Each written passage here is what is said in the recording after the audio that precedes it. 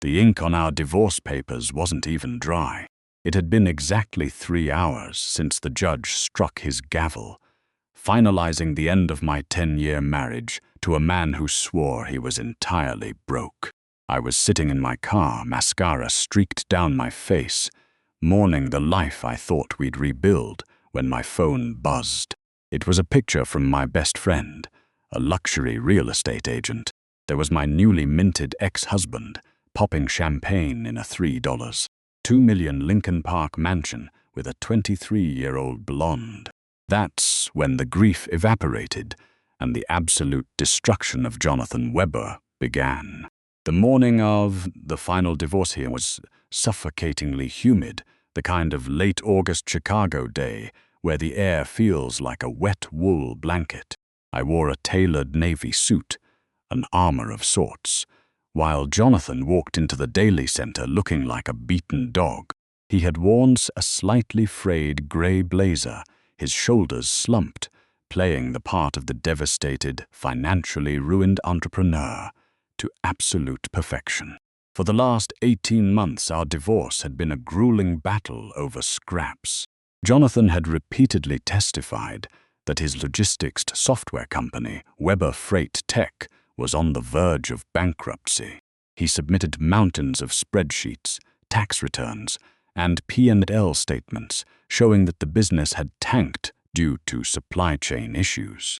He cried in mediation. He actually wept, telling the mediator that he was moving into a cramped one-bedroom apartment in Logan Square and taking on debt just to pay my meager alimony. Because I had supported him through the lean years, working double shifts as a physical therapist, while he coded in our basement, the judge had awarded me a modest lump sum of $50, Ziren from our joint savings, and a small percentage of his worthless company shares. I felt bad for him, I really did, despite the fact that we had grown apart, despite the late nights he spent at the office. I genuinely believed the stress of his failing business had broken our marriage. At 10:15 a.m., Judge Carolyn Higgins signed the dissolution of marriage. Jonathan wouldn't even look me in the eye as we walked out of the courtroom. His lawyer, a slimy, fast-talking bulldog named Robert Klein, packed up his briefcase with a smug little smirk that I wouldn't understand until later that afternoon. "Take care of yourself, Madeline," Jonathan had mumbled in the hallway, staring at the scuffed marble floor. "You too, John," I whispered back, a knot of genuine pity forming in my throat. I left the courthouse and drove to a quiet coffee shop in the West Loop. I just wanted to sit with my thoughts, to process the fact that my entire 30s had been swallowed up by a marriage that ended with a whimper and a stack of legal fees. Then, at exactly 1:15 p.m., 3 hours on the dot after the gavel fell, my phone vibrated on the wooden table. It was a text from Rachel Collins. Rachel was my closest confidant, a high-end luxury real estate broker who handled properties exclusively north of $2 million. "Rachel, Maddie, I'm so sorry to do this on today of all days, but you need to look at this right now." My stomach dropped. Attached was a photo. It was taken through the glass French doors of a stunning modern kitchen. There was Jonathan. He wasn't wearing his frayed gray blazer. He was wearing a custom-tailored Zegna polo, and he wasn't looking depressed. He was laughing, his head thrown back, holding a flute of champagne. Clinging to his arm was a girl who looked no older than 25, with extensions down to her waist and a designer Birkin bag resting casually on the marble island next to her. Another text from Rachel popped up. "I'm doing a showing at the 1400 block of Astor Street. The listing agent next door just let them in. It's a $3.2 million a property. Maddie, they're putting in an all-cash offer." I stared at the screen until my vision blurred. An all-cash offer for a $3.2 million house. "Madeline, are you absolutely sure?" "Who is she?" "Rachel. The listing agent is a friend of mine. The girl's name is Jessica Rollins." Jonathan introduced her as his fiancée. They are looking for a forever home because they just came into a large windfall. Maddie, I thought you said his company was bankrupt. The coffee in my stomach turned to acid. Fiancée, a large windfall. I didn't cry. The sadness that had weighed me down for a year and a half vanished in an instant, replaced by a cold, blinding rage. Jonathan hadn't been defeated. He hadn't been broke. He had orchestrated a masterclass in financial deception, dragging me through months of legal hell, crying poverty, all while sitting on millions of dollars. He waited exactly 3 hours after the divorce decree was legally binding, meaning I supposedly had no more claim to his assets, to start spending his hidden fortune on his secret mistress. I didn't drive home. I drove straight back to downtown Chicago, dialing my attorney's number. David Gable was a seasoned, cynical family law attorney who had seen every dirty trick in the book, but even he dropped his pen when I slammed my phone down on his mahogany desk and showed him the photo. "This was taken an hour ago," I said, my voice trembling with suppressed fury. "Astor Street, 3.2 million. All cash. David, you told me his financial disclosures were thoroughly vetted." David adjusted his glasses, staring at the image of Jonathan and Jessica. "Madeline, we subpoenaed his bank accounts. We had a standard accountant look at the business ledgers. He showed a net loss of $400,000 last year." "Then where is the cash coming from, David?" I demanded, slamming my hands on the desk. "Because unless a money tree suddenly sprouted in his Logan Square apartment between 10 a.m. and 1 p.m., my ex-husband committed perjury." David leaned back in his leather chair, a dangerous glint appearing in his eyes. If he hid assets during the discovery phase and signed his financial affidavit under penalty of perjury, this isn't just a dirty divorce tactic, Madeline. It's fraud, but we need proof. A photo of him at a house showing isn't enough to freeze his life. He could claim it's her money, or he's acting as a proxy for an investor. Jessica Rollins is a 24-year-old Instagram influencer who promotes detox tea. I spat, having already done a deep dive into her social media in the waiting room. She doesn't have $3 million in cash. "Then we need to find his," David said, picking up the phone. "I'm calling Oliver Finch." Oliver Finch was a forensic accountant. He wasn't cheap. He charged $600 an hour, but I didn't care. I told David to put my entire $50,000 settlement on the line to retain him. The next 48 hours were a blur of caffeine, sleepless nights, and digital digging. While Jonathan was busy picking out custom Italian tile for his new master bathroom, Oliver Finch was picking apart the digital footprint of Weber Freight Tech. Because we had been married for 10 years, I knew Jonathan's habits. I knew his passwords followed a specific, arrogant pattern. And more importantly, I remembered a tiny detail from 2 years ago. Jonathan had set up a home server in our basement. When he moved out, he took the hardware, but he forgot that our shared Apple iCloud account had automatically backed up his old laptop's local drive before they separated the accounts. I gave Oliver access to the cloud. Most people think hiding money means offshore bank accounts in the Caymans. Oliver explained to me on Tuesday evening, his eyes glued to dual monitors in his dimly lit office. But Jonathan is a tech guy. He didn't move money across borders. He moved it through code. Oliver found a series of cryptic, deleted emails in a recovered backup folder. They were correspondence with a boutique venture capital firm in Silicon Valley. "Look at this," Oliver pointed to a PDF attachment he had managed to restore. 8 months ago, right in the middle of your mediation, when he claimed his company was dying, Jonathan quietly sold the proprietary algorithm of Weber Freight Tech to a massive logistics conglomerate. He didn't sell the company itself, which is what we looked at. He sold the IP, the intellectual property. I stared at the numbers on the screen. My breath hitched. "He sold the code for $6.5 million, Oliver said softly. "How did he hide $6.5 million from the court?" I asked, feeling dizzy. "He routed the payment through a shell company registered in Wyoming called Apex Solutions LLC. Oliver explained, tracing the digital paper trail. Apex Solutions is fully owned by a trust. And who is the sole beneficiary of that trust? Oliver clicked a button, bringing up the formation documents.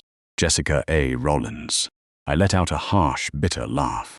He had parked the money under the mistress's name to keep it out of the marital estate during the divorce proceedings. He deliberately bled our joint accounts dry, fought me tooth and nail over our 2018 Honda CR-V, and made me feel guilty for asking for alimony, all while $6.5 million sat in a trust waiting for the ink to dry on our divorce decree. "He thinks he's untouchable now," David Gable said, walking into Oliver's office. "Because the divorce is finalized, he assumes the discovery window is closed. He thinks double jeopardy applies to divorce." "Does it?" I asked, my heart pounding. David smiled, a predatory, terrifying smile. "Not when there's blatant, documented fraud on the court. Madeline, we aren't just going to take half. We are going to take everything. And we are going to do it tomorrow morning." Thursday morning, exactly 96 hours after the divorce was finalized. I knew, thanks to Rachel's intel, that Jonathan and Jessica were scheduled to sit down at the title company in downtown Chicago at 11 a.m. to wire the $2 million cash payment for the Astor Street house. At 8:30 a.m., David Gable and I were standing in front of Judge Carolyn Higgins, the exact same judge who had signed my divorce decree on Monday. When David presented the recovered emails, the wire transfer receipts from the venture capital firm, and the Wyoming trust documents linking Jonathan to Jessica Rollins, the temperature in the courtroom seemed to drop 10 degrees. Judge Higgins was a no-nonsense woman who despised being made a fool of in her own courtroom.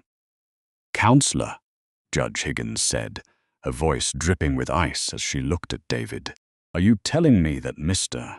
Weber sat in that chair 3 days ago, swore under oath that his net worth was negative $20,000 while he was the de facto controller of a $6.5 million trust?" "That is exactly what we are proving, Your Honor," David replied smoothly. "Mr. Weber committed egregious fraud. He used a third party, his romantic partner, to conceal marital assets. We are requesting an immediate emergency ex parte injunction to freeze all assets tied to Mr. Weber, Apex Solutions LLC, and Jessica Rollins, pending a full evidentiary hearing to reopen the divorce settlement." Judge Higgins didn't even hesitate. "Motion granted. I am signing a temporary restraining order, freezing every bank account, trust, and asset associated with these individuals. Get this to the banks immediately." By 10:15 a.m., the orders had been faxed and electronically served to every major financial institution associated with Jonathan and the trust. At 10:45 a.m., I sat in my car parked across the street from the title company where Jonathan was supposed to be closing on his dream house. I rolled my window down, the warm Chicago breeze washing over me. I had a thermos of coffee, and for the first time in a year and a half, I felt entirely at peace. Rachel was inside the building, pretending to do paperwork at a nearby desk, texting me play-by-play updates. "Rachel, they just walked in. She's wearing head-to-toe Gucci. He looks like the king of the world.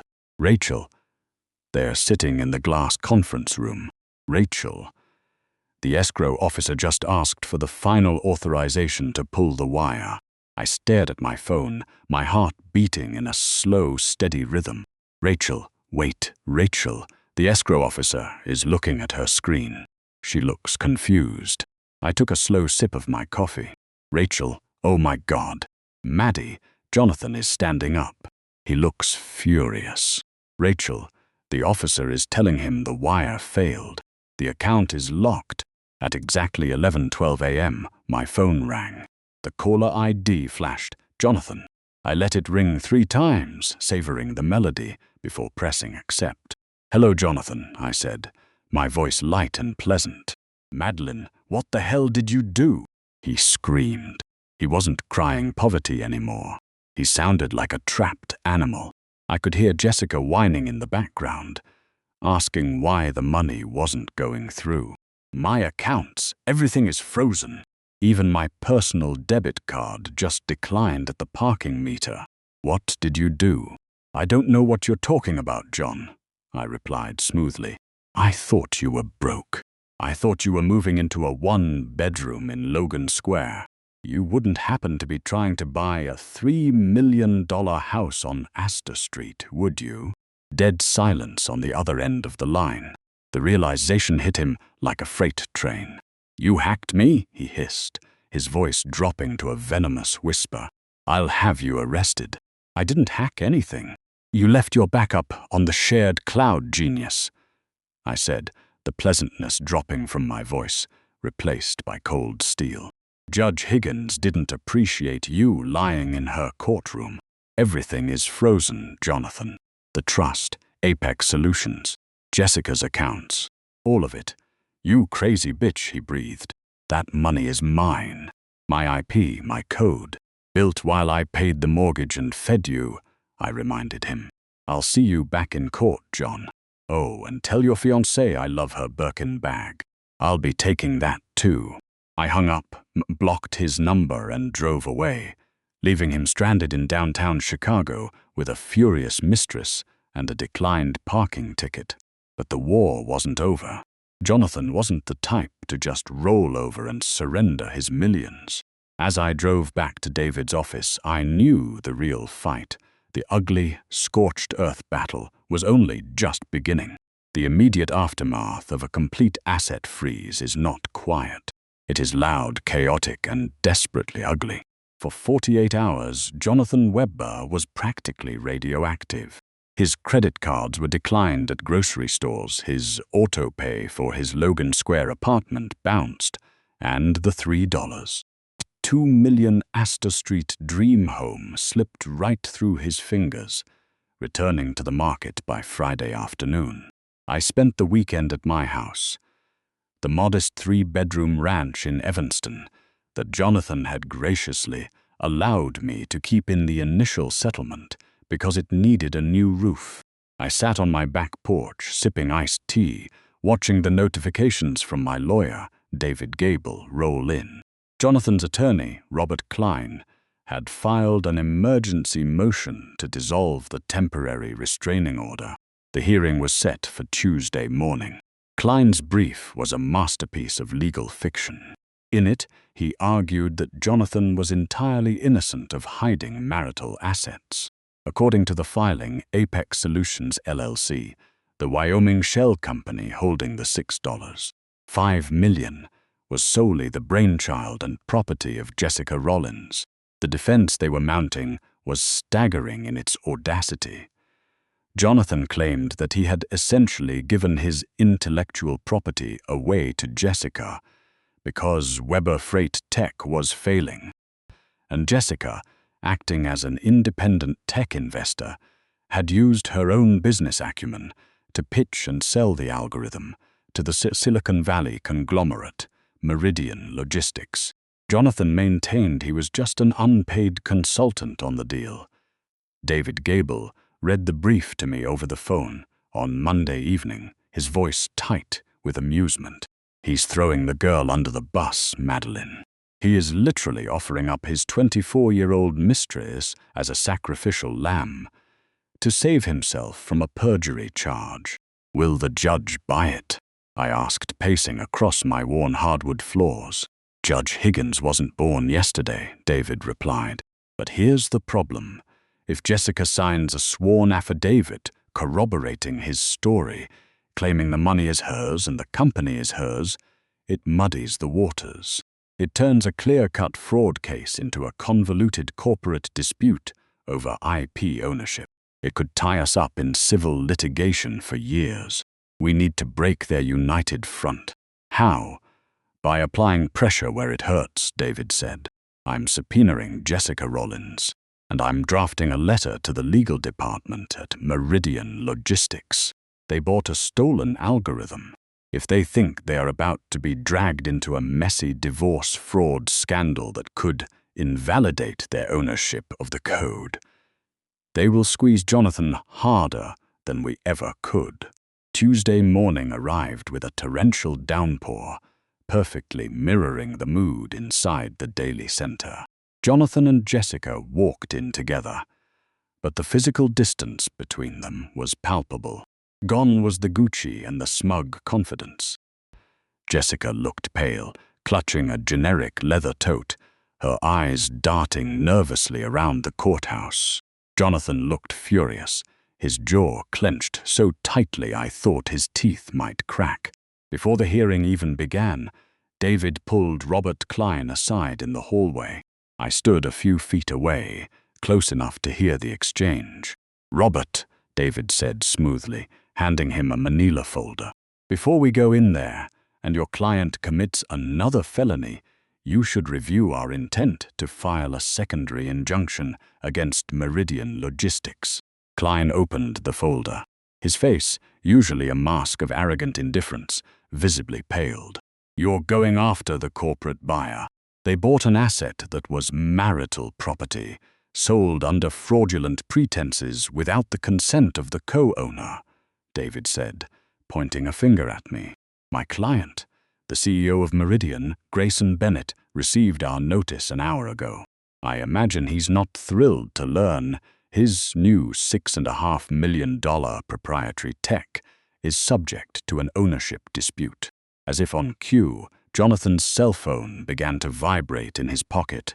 He pulled it out, looked at the screen, and his face drained of blood. "Answer it, John," I said softly from across the hall. "It's probably Grayson." Jonathan glared at me, stepping away to take the call. We couldn't hear his words, but his frantic hand gestures and the panicked pitch of his voice told us everything. Meridian Logistics was freezing the second half of his earn-out contract. He was officially cornered. Inside the courtroom, the hearing was brief and brutal. When Klein attempted to argue that the frozen funds belonged entirely to Jessica Rollins, Judge Higgins stared him down over her reading glasses. "Mr. Klein," the judge said coldly, "are you prepared to put Ms. Rollins on the stand right now to testify under oath that she is the sole mastermind behind a complex logistics algorithm, despite having no background in software engineering?" Klein shifted uncomfortably. "Your Honor, Ms. Rollins is an entrepreneur. I asked a direct question, Counselor," Judge Higgins snapped. Before Klein could answer, Jessica stood up. Her hands were shaking violently. I want to speak to a lawyer," she blurted out, her voice echoing in the high-ceilinged room. "My own lawyer? Not him." She pointed a trembling finger at Robert Klein. Jonathan whipped his head around, staring at her in absolute shock. "Jess, what are you doing?" He hissed loudly enough for the court reporter to type it down. "I'm not going to jail for you, John," she practically shrieked, tears springing to her eyes. "You told me it was just a tax shelter. You never said it was to hide money from your wife." The courtroom fell dead silent.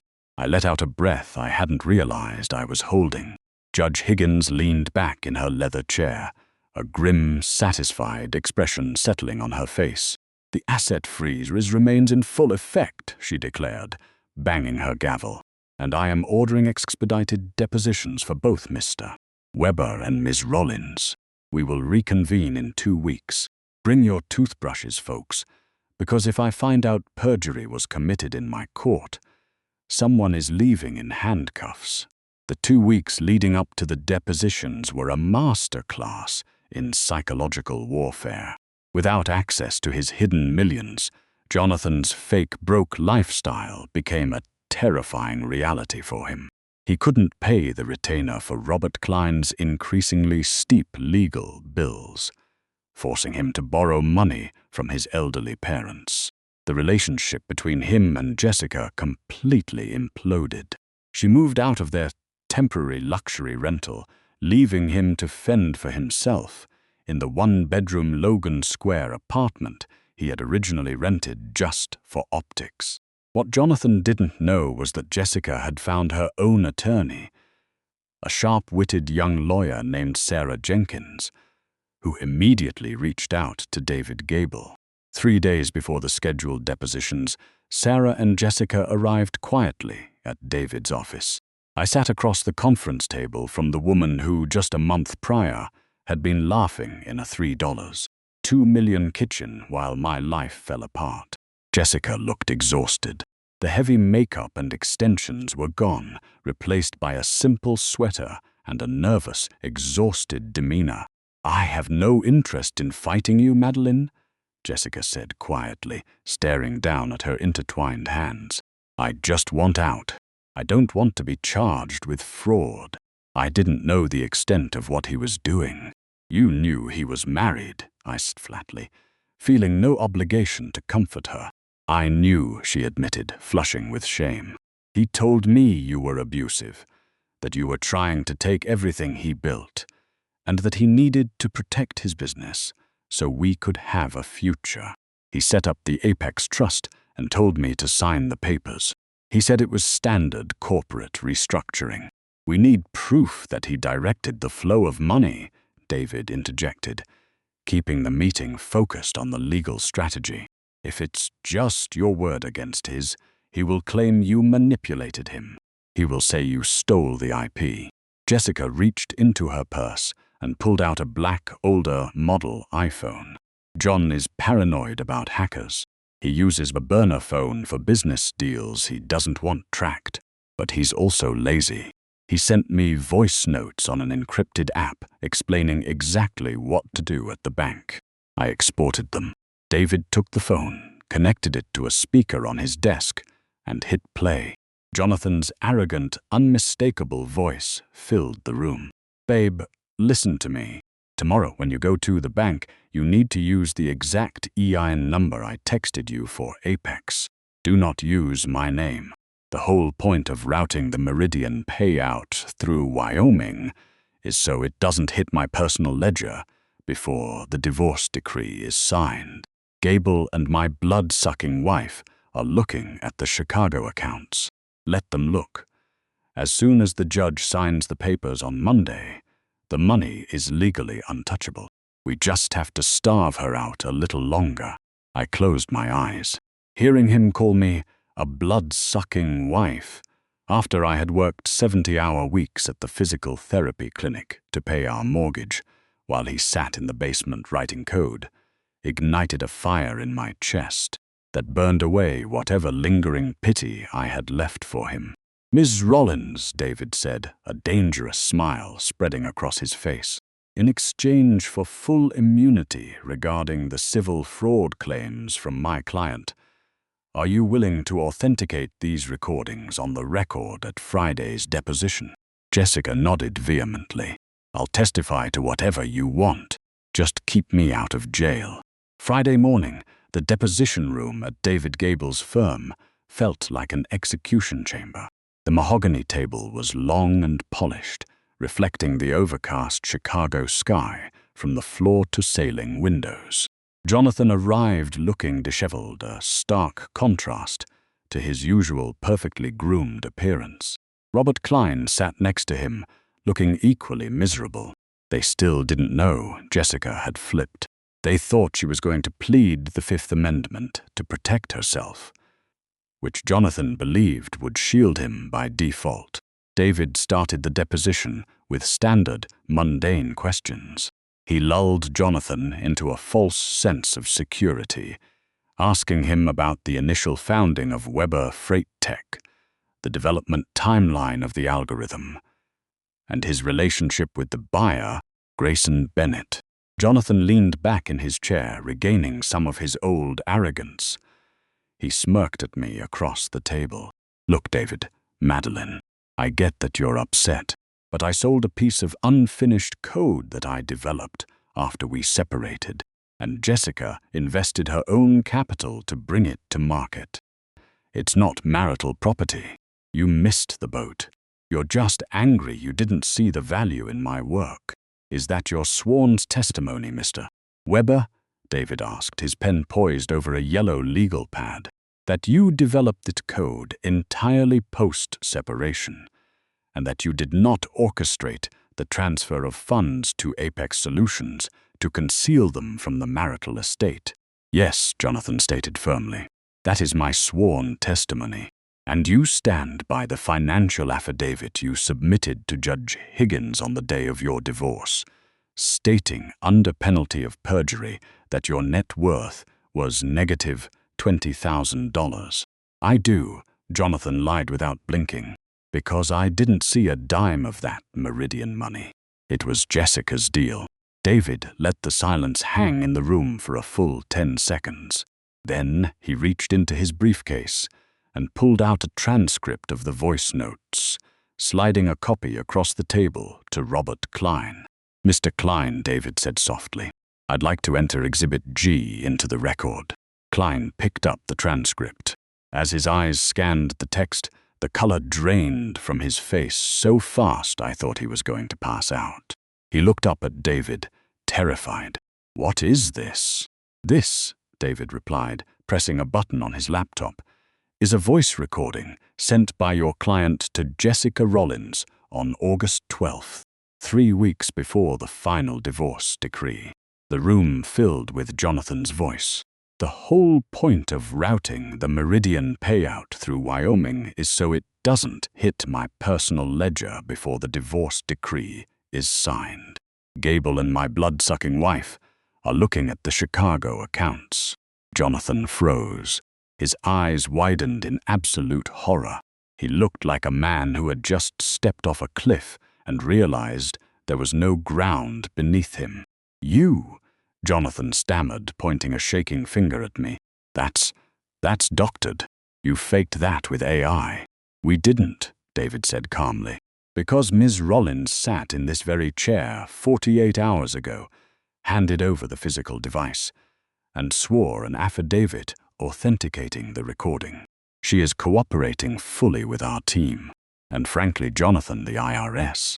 Robert Klein slammed his folder shut. We need a recess, immediately.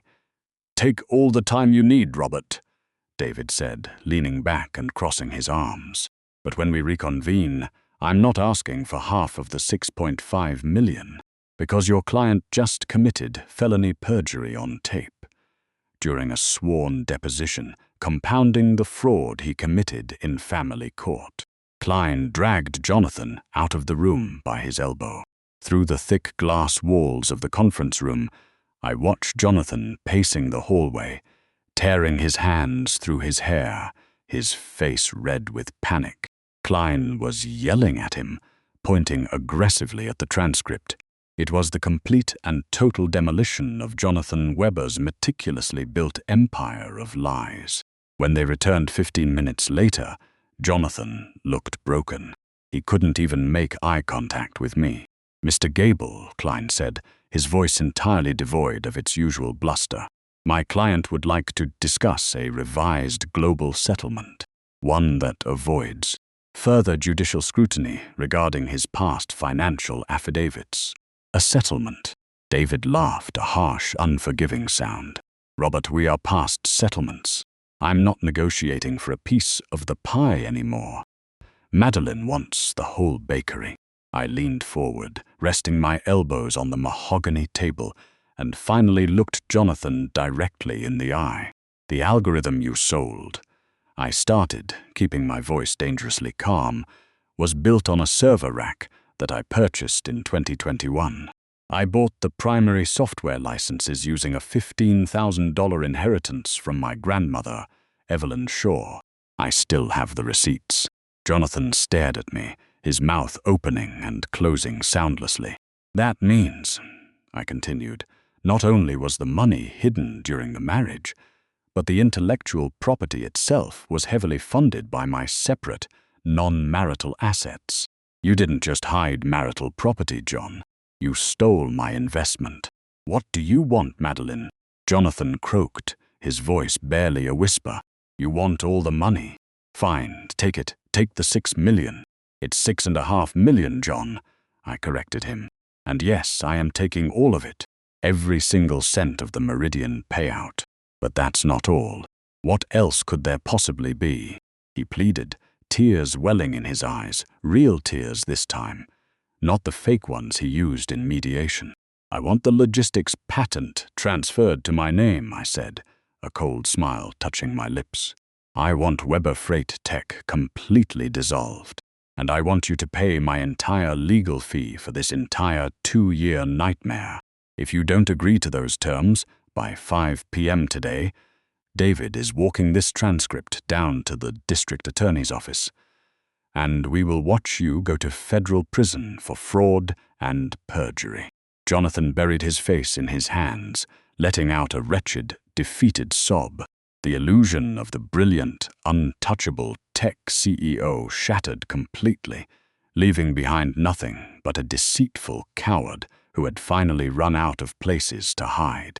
The silence in the deposition room was absolute, save for the faint, rhythmic ticking of the grandfather clock in the corner of David Gable's office. It was 4:45 p.m.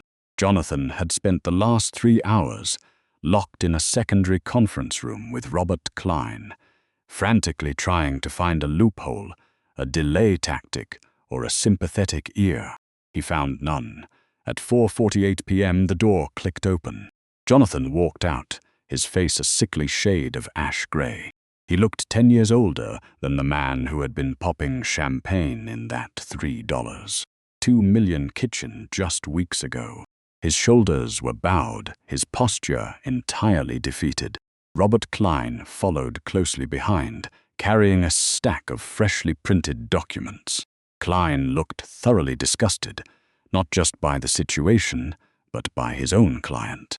"My client has agreed to your terms, Madeline," Klein said, his voice entirely devoid of its usual theatrical bluster. He tossed the stack of papers onto the mahogany table. "He is signing over all rights, title, and interest in the Apex Solutions LLC Trust. He is authorizing the immediate transfer of the $6.5 million to your escrow account.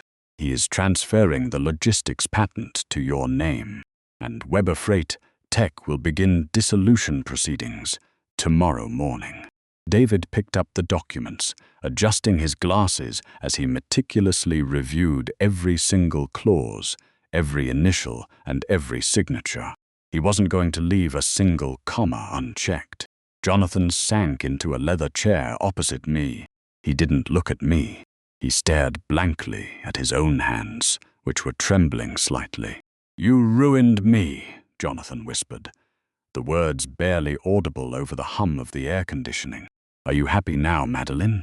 You took my life's work. You took everything. I have nothing left.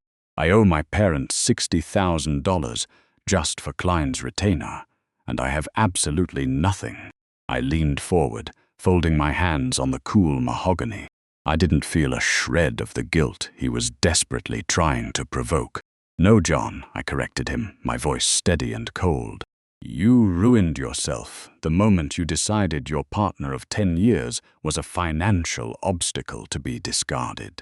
You lied to my face, you lied to a judge, and you tried to leave me with the scraps of our life while you built an empire on my dime.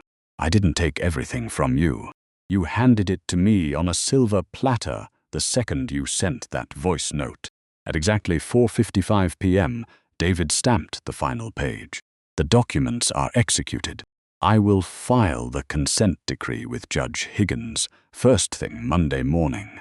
The asset freeze on Apex Solutions will be lifted solely for the purpose of the wire transfer to our firm's trust account. Robert, tell your client not to try anything clever with the bank over the weekend. We have Oliver Finch monitoring every digital gateway." The weekend passed in a surreal, quiet haze. By Tuesday morning, the $6.5 million had successfully cleared into my accounts. But the war wasn't entirely over. There was still a massive, multi-million-dollar loose end tying this whole chaotic saga together. Meridian Logistics, the Silicon Valley conglomerate that had purchased the algorithm. Grayson Bennett, the CEO of Meridian Logistics, was not a man who enjoyed being dragged into domestic disputes. He was a ruthless corporate titan who had flown into Chicago specifically to deal with this IP ownership crisis that threatened to derail his company's quarterly projections. David and I met Grayson Bennett and his lead corporate counsel, a sharp woman named Victoria Kensington, in a private boardroom on the 65th floor of the Willis Tower. The view of Lake Michigan was breathtaking, but the atmosphere inside the room was as cold as liquid nitrogen. Grayson Bennett sat at the head of the glass table, his hands steeped. He was a man in his late 50s, with silver hair and eyes that missed absolutely nothing. "Let's skip the pleasantries, Ms. Sure," Grayson began, using my maiden name, which I had legally reverted to that very morning. "I paid $6.5 million for a proprietary logistics algorithm that is supposed to revolutionize my supply chain. Now, your attorney informs me that the man I bought it from did not have the legal right to sell it, and that the patent is now sitting in your name." "That is correct, Mr. Bennett," I replied, maintaining direct eye contact. "Jonathan Weber fraudulently transferred marital property, intellectual property developed using my personal capital, into a shell company to bypass family court. The court has rectified that fraud. The patent is mine." Victoria Kensington leaned forward, her pen tapping a rhythmic beat on her legal pad. "Our purchase agreement was with Apex Solutions, which appeared to be a legitimate entity. If we have to, we will tie this up in federal court for the next decade, arguing bona fide purchaser protections. We have more lawyers than you have patience, Ms. "Sure, I don't doubt that, Ms. Kensington," I said smoothly, pulling a sleek black folder from my bag and sliding it across the glass table. "But you don't want to go to court. A public legal battle over the ownership of your new flagship software will tank your stock price. Your shareholders will panic if they find out your core logistics code is caught in a divorce fraud scandal. You need clean title. You need the patent right now, and I am the only person on earth who can give it to you." Grayson Bennett looked at the folder, then back at me. A faint, grudging glimmer of respect flickered in his eyes. "What are you proposing?" "I have no interest in holding your software hostage, Mr. Bennett," I explained. "I am a physical therapist, not a tech developer. You already paid the $6.5 million. I have seized those funds from Jonathan, so I consider the initial purchase price settled. However, to execute a clean, uncontested transfer of the patent from my name to Meridian Logistics, completely insulating you from Jonathan Weber's mess, I have one additional condition." "Name it," Grayson said, intrigued. "Jonathan negotiated a flat buyout because he wanted quick cash to hide in his trust," I noted. "I am transferring the patent to you today, but I am retaining a 1.5% perpetual royalty on all gross revenue generated by the licensing of this specific algorithm to third-party vendors. You get the code, clean and clear. I get a quiet, long-term return on my initial investment." Victoria Kensington laughed, a sharp, dismissive sound. "Absolutely not. We do not offer perpetual royalties on outright software acquisitions." "Then I suggest you start rewriting your supply chain code from scratch," David Gable interjected effortlessly. "Because without my client's signature, your current software is legally stolen property." Grayson held up a hand, silencing Victoria. He stared at me for a long, calculating minute. He was doing the math in his head. A 1.5% royalty was a drop in the bucket compared to the catastrophic losses they would suffer if they had to delay their software launch for a multi-year legal battle. 1%, Grayson countered, capped at $10 million over a 20-year period. 1.25%. No cap, I fired back, my heart hammering against my ribs, though my face remained a mask of calm. Grayson Bennett smiled. It was a terrifying, shark-like smile, but it was genuine. You know, Miss Shaw, your ex-husband was a fool. He had a brilliant business partner right under his nose, and he chose to play games in the mud. Deal, Victoria, draft the addendum. Walking out of the Willis Tower that afternoon, I felt a physical weight lift from my shoulders. I hadn't just reclaimed what was stolen from me. I had secured my financial future for the rest of my life. But as the days turned into weeks, the true extent of Jonathan's downfall began to materialize, proving that karma rarely works alone. Sometimes it needs an aggressive forensic accountant. A month after the settlement, Oliver Finch called me on a Tuesday evening. "Madeline, you might want to pour yourself a glass of wine for this," Oliver said, a distinct note of amusement in his voice. What did he do now? I asked, settling into the plush sofa of my new, albeit temporary, high-end rental apartment in the Gold Coast. Jonathan was desperate, Oliver explained. Because we took the $6.5 million, he couldn't pay his taxes. The IRS treats the sale of intellectual property as a capital gain. When Jonathan routed the money into the Apex Trust under Jessica's name, it triggered a massive taxable event. Because the trust was dissolved and the assets seized by you through a court order, Jonathan is still personally on the hook for the capital gains tax from the initial sale. He owes the IRS nearly $900,000 in back taxes and penalties. I gasped, a hand flying to my mouth. He doesn't have $900,000. Exactly, Oliver said. So, in an act of sheer panic, he tried to liquidate a hidden Bitcoin wallet he had been sitting on since 2019. He didn't disclose this wallet during the divorce, naturally, but he made a fatal error. He accessed the wallet using the IP address from his Logan Square apartment, which I have had flagged and monitored since the beginning of this investigation. You caught him hiding more assets? I did. And I forwarded the blockchain ledgers to David, who immediately forwarded them to Judge Higgins. The fallout was biblical. Judge Carolyn Higgins, who had already reached her absolute limit with Jonathan's blatant disregard for the law, summoned him back to the Daily Center. When confronted with the hidden crypto wallet, Jonathan didn't even have Robert Klein to defend him. Klein had officially dropped him as a client due to non-payment. Representing himself, Jonathan tried to stammer out an excuse about forgetting the password to the wallet. Judge Higgins didn't even let him finish his sentence. She found him in egregious civil contempt of court. "Mr. Weber," Judge Higgins had thundered from the bench, her voice echoing through the terrified courtroom. "You have treated this legal system as a playground for your own arrogance. You have committed perjury.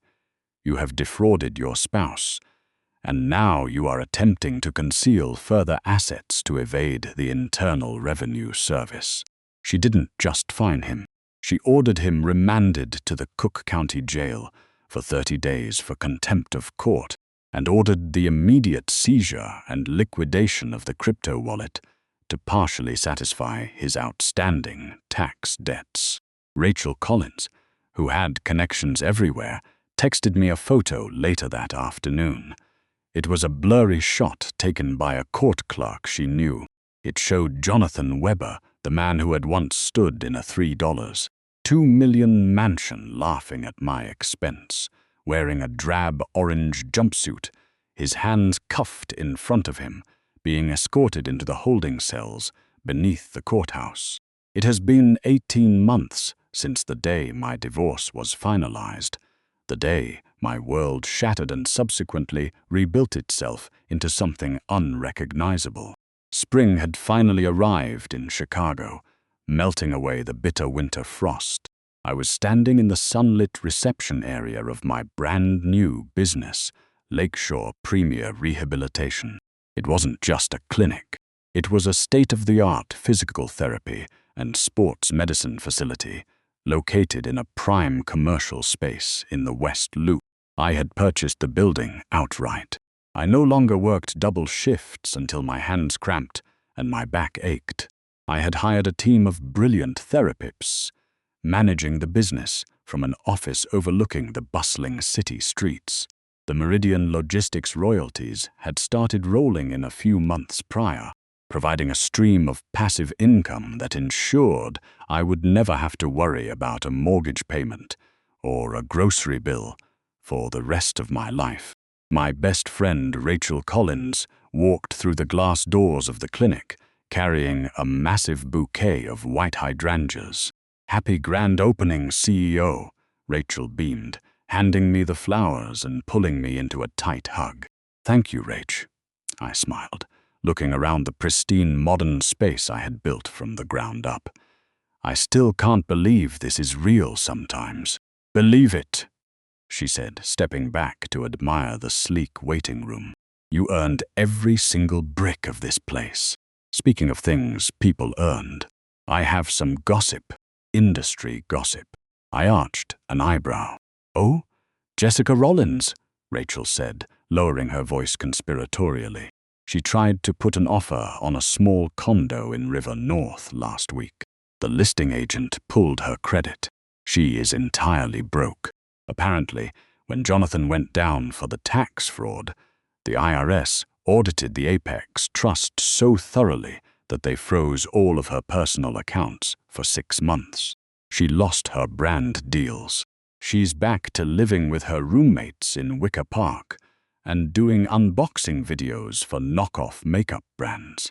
I felt a brief, fleeting ping of pity for Jessica, but it vanished as quickly as it came. She had made her choices. She had knowingly participated in the destruction of my life for a designer handbag and a slice of stolen wealth. "And Jonathan?"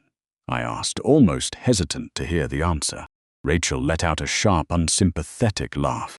"My cousin works in HR for a mid-tier insurance company out in the suburbs. Schaumburg, I think. She said they'd just hired a new IT support tech to reset passwords and fix printer jams. Guess who? He's working a help desk." I asked, genuinely stunned. The great tech visionary, the man who believed he was destined for Silicon Valley royalty, was resetting passwords in a cubicle. "He has to," Rachel explained. "He's out of jail, but the IRS is garnishing 70% of his wages to pay off the remaining tax penalties. He doesn't own a car. He takes the Metro train 2 hours each way. He is legally barred from opening a business or holding a directorship in any LLC for the next 7 years due to the fraud convictions." I walked over to the floor-to-ceiling window of my office, looking down at the vibrant, moving city below. 10 years of my life had been spent supporting a man who saw me as nothing more than a stepping stone. He had mistaken my kindness for weakness, my patience for stupidity. He thought he could pull the wool over my eyes and walk away with millions while I counted pennies. But he forgot one crucial detail. I was the one who held everything together when we had nothing. I knew how to survive. He only knew how to lie. I turned back to Rachel, the white hydrangeas brightening the room, the hum of my successful clinic vibrating through the floorboards. I was 35 years old, wealthy beyond my wildest dreams, and entirely, unapologetically free. "Let him fix printers," I said, a genuine, radiant smile breaking across my face. "I have an empire to run." What would you have done if you discovered your broke ex was hiding millions just hours after your divorce? Madeline's story is a wild testament to the fact that the truth always leaves a digital footprint. And hell hath no fury like a woman who knows how to check the iCloud. If this story of ultimate revenge, legal takedowns, and rebuilding an empire had your jaw on the floor, don't forget to like this video, share it with your friends, and subscribe to the channel for more insane real-life drama stories. Drop a comment below. Did Jonathan get what he deserved?